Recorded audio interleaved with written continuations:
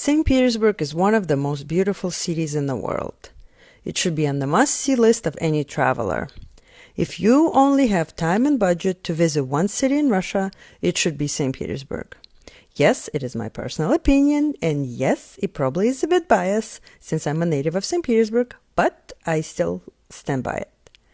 There's so much to see and definitely impossible to cover in one program, so I will highlight several must-dos, things that are not to be missed. I haven't been back in over 10 years and just recently visited last summer, so many of the pictures are from my trip.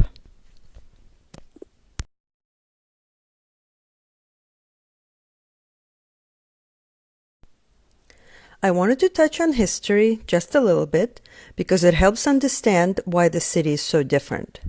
St. Petersburg was founded by Peter the Great in 1703. Compared to many other cities in Russia, St. Petersburg is a young city. As an example, the official year of when Moscow was founded is 1147. Peter intentionally wanted St. Petersburg to be different. He wanted it to look European. That is why so many European architects, especially Italian, were hired to complete Peter's vision. He wanted for St. Petersburg to be the new capital and to compete with other European capitals. I say he succeeded.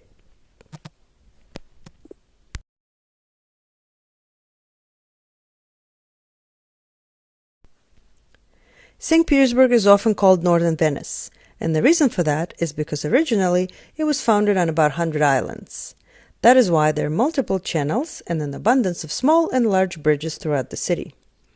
One of must-do things while visiting St. Petersburg, provided the weather is suitable, is to take a boat tour around the city. There are several locations where you can get on the boat, and the excursions differ a bit, but overall they're all great. This type of excursion is similar to an open bus trip, but in this particular city, if you have to choose one, definitely choose the boat.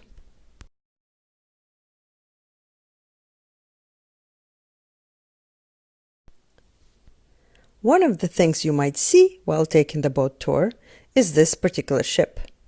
Its name is Aurora, and it was the ship that gave the signal to start storming the Winter Palace during the Russian Revolution in 1917.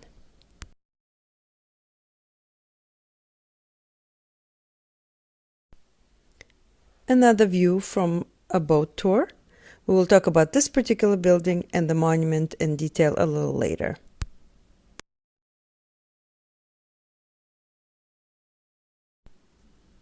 This monument is number one must-see for me while visiting St. Petersburg. It is called the Church of the Savior on Spilt Blood. The reason for the name is because it was built around the exact spot where one of the Russian Tsars, Alexander II, was assassinated.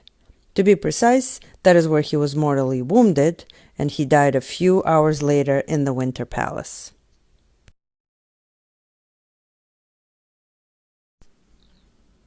If you think that this church reminds you of another one, you are correct. It was modeled after the St. Basil's Cathedral in Moscow. Here is its little model that is actually displayed inside. Although outside the two churches are very similar, I do prefer the Savior on the Blood Church, and not just because of my personal bias again.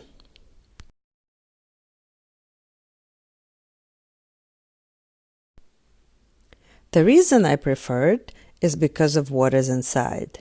The pictures don't do it justice. It is gorgeous, and the most amazing thing is all of it is mosaic.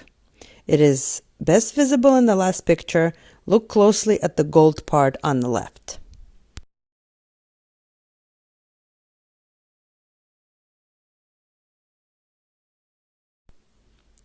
I will say it again, you must see it for yourself. Free guides are available inside, and the tours are great. Pictures are allowed as long as there is no flash.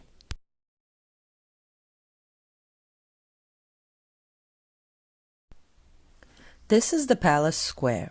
As you can see, the name comes from the fact that it is where the Winter Palace is located. The Winter Palace was the main residence of the Russian Tsars. It was built by Italian architect Bartolomeo Rastrelli, and it is home to one of the most famous museums in the world, the Hermitage.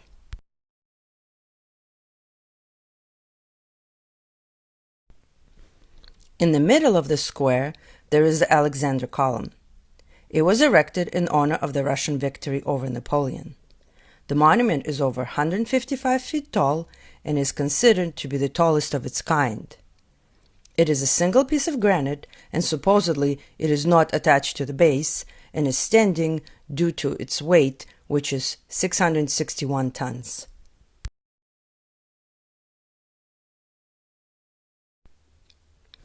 This statue is a well-recognized symbol of St. Petersburg, the Bronze Horseman. It was commissioned by Catherine the Great. As you can see, she had put her name on it. The statue was made by the French sculptor Falconet, and it took 12 years to complete. The rock was found outside of the city, and it took months to get it to its spot.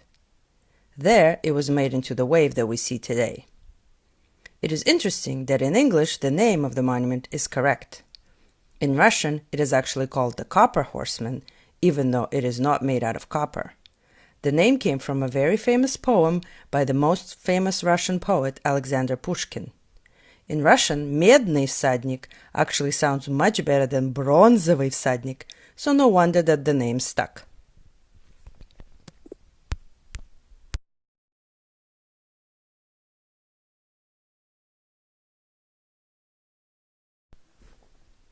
This is St. Isaac's Cathedral. It was created by a French architect, Montferrand, and it took 40 years to complete. During World War II, the Golden Dome was painted gray, so it wasn't as clear of a target for bombs.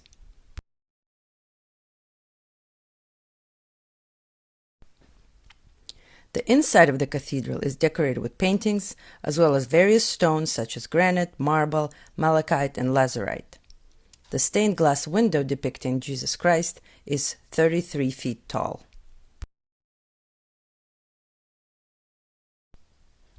In the warmer months, one can go up to the near top of the cathedral and enjoy a great view.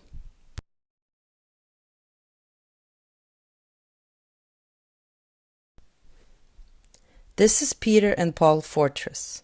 As with any new city, it is the first structure that was built. The construction started on May 27th of 1703, which is considered St. Petersburg's birthday. The fortress never fulfilled its original purpose. For many years it served as a prison.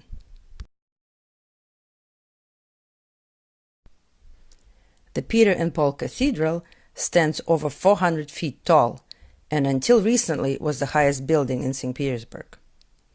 The cathedral is the burial place for almost all of the Russian Tsars, including the family of Nicholas II.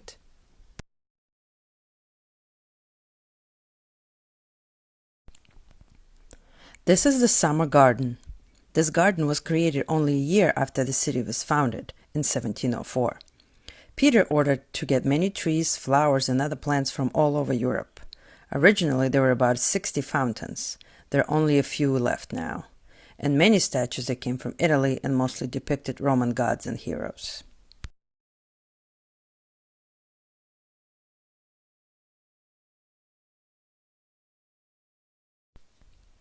The Summer Garden's iron fence is another well-known symbol of St. Petersburg.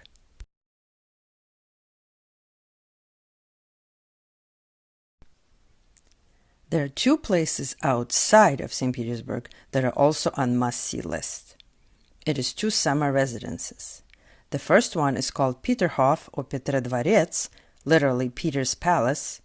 The best and the most fun way to get there is to take a special boat that leaves from the Winter Palace embankment.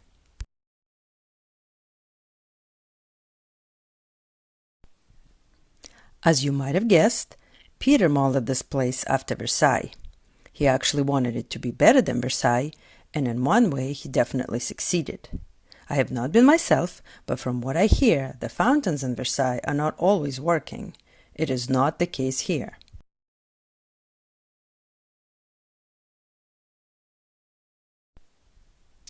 Peter ordered to develop a special system to make sure the water from the nearby Gulf of Finland feeds the fountains.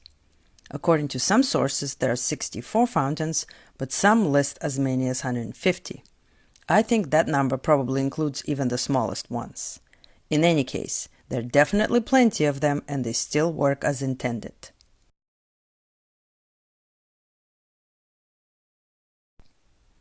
Another summer residence is Tsarskoye Selo, which is literally village of the Tsars.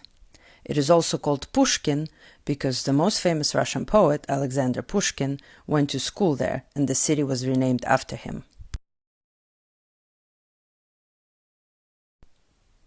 Originally, it was a modest summer residence that Peter gave his wife, Catherine I. Peter's daughter, Elizabeth, was the one who made it into a luxurious place that it is today.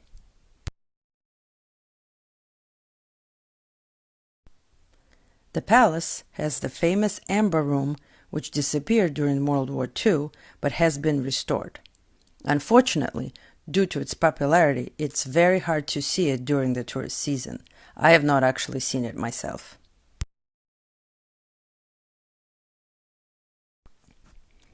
So, when is the best time to visit St. Petersburg? It is definitely during the summer. Although lately summers have been a bit unpredictable, actually kind of New Englandy, it is still the best time to visit, because there's so many beautiful places to see outside. Even more narrow time frame, if you can swing it, would be during White Nights, officially June 11th through July 2nd. But you can come a little before, it's a little bit better than after. The shortest night is June 21st, 22nd. During this period, it is very common for people to walk the center of the city at night, which doesn't look like night at all because it's pretty light.